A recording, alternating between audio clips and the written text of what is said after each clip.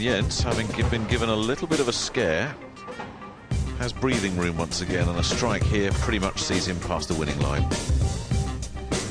But safe to say, Guy Kaminski got Jens's attention in this match after that slow start. And yeah, Jens has decided, I'm not mucking around with this anymore. Let's get the job done and get out of here.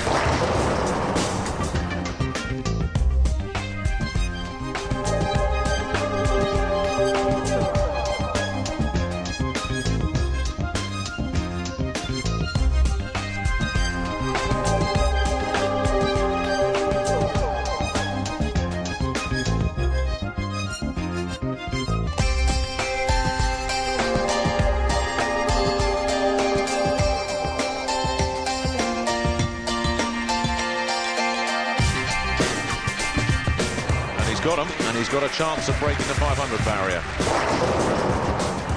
So this is how the quarter-final draw looks. Confirmation that Jens Nicol, the defending champion, is through, and he'll play England's Paul Moore in the first semi-final from the top half of the draw. In the bottom half of the draw, and coming next, Alex Liu of Malaysia versus Australia's Jason Belmonte in that third quarter-final. And we've saved the best until last. World Cup champion from Canada, Michael Schmidt, will take on PBA Pro Tour bowler Chris Barnes of the USA. The classic encounters continue to come thick and fast here at the Masters, and next up in the third quarter-final, it's Alex Liu of Malaysia, the Malaysian Open champion, and he takes on Australia's enigmatic bowler Jason Belmonte. Liu is in terrific form coming into this competition, but he's also delighted to be here at the Masters.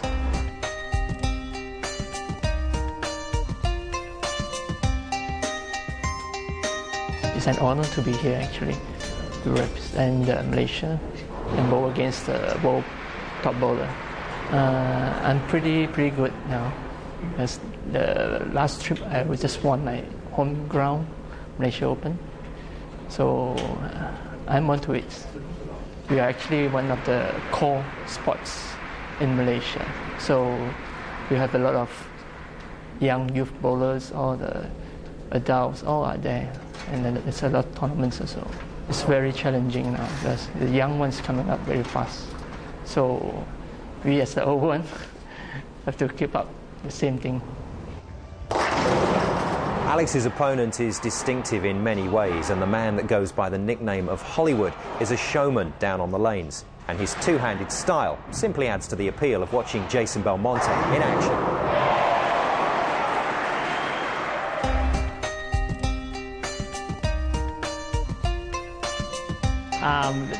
The nickname Hollywood came from an old TV show when I was young, and two old guys made it up, and it kind of stuck in Australia for a little bit.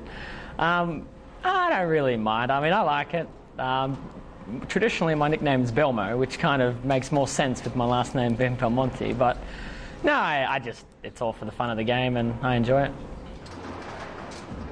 I started when I was really young. Dad built a bowling centre in Orange, New South Wales, where I was born, and I was too small to pick up a bowling ball with one hand, so I just picked it up with two and just kept doing it as I was getting older.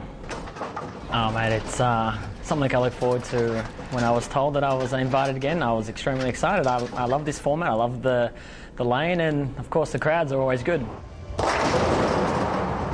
This third quarter-final should be a close call, so let's get to the action and the two men that are making that call, Cass Edwards and Nick Halling, in the commentary box. So the third quarter-final pits Asia against Australia, and indeed this World 10-pin Masters, the last 8 saw Europe, Asia, Australia, North America and Africa represented. Just about the only continent not here, South America. And there's no South American bowlers were invited, we can't blame them, but it really is the World 10-pin Masters, Cass. Yeah, totally international. MatchroomInternational.com, perhaps. And flying the flag for Asia, the man from Kuala Lumpur, Alex Liu. A debutant here. Asia's #1, and Asian bowling is deep. So if you're the #1 ranked player from that continent, you've got to have some stuff about you, and those numbers tell their own tale. Bowled a 491 to dispose of Tora Torgerson. And that was considered something of a shock, purely because this fella was a debutant here in the World 10-pin Masters. Sometimes guys that come into it for the first time do struggle.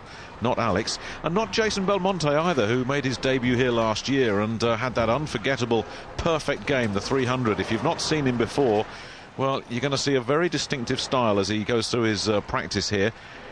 Everybody else in this tournament bowls with one hand. Watch this fella, though. You don't see this too often, but my goodness me, isn't it effective?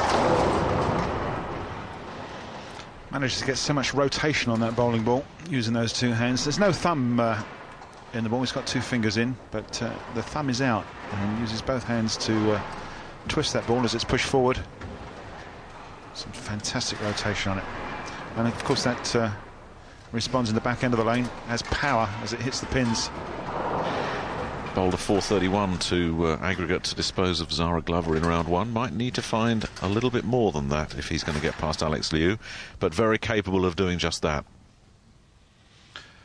I would agree, Nick, that it may well be that he needs to find more than 430. I would have thought 225, 230 average is what these guys are going to be looking at to hopefully secure a victory.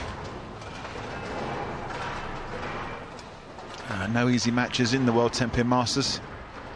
In fact, numerous bowlers around the world sort of clamouring to get an invite. Would you like to shake hands, gentlemen? Wish you good luck, good bowling.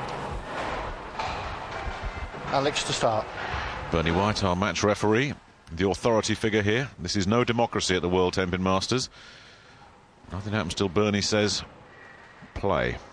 And now we can get on and enjoy this third quarter final. Alex Liu, the lead-off man. Yeah, very much match of the day, this one. The high-hooking left-hander against the even high-hooking two-handed right-handed bowler. Alex started fast in his first round match, and he started fast in his quarter-final too. Nice strike to open up with. It's a very relaxed style that Alex has. Nice smooth follow through, deep knee bend, holds it on the line, nice still head, and just rips the rack.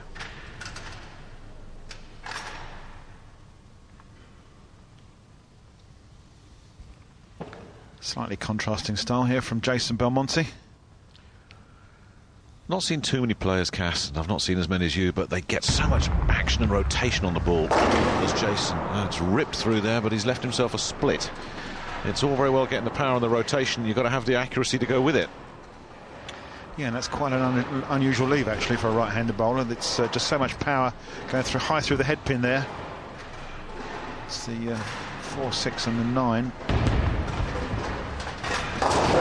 Pretty much impossible to sort out, but once again, Cass, and I've lost count now, how many of these matches at this year's World 10-pin Masters have we seen a bowler open up with an open frame?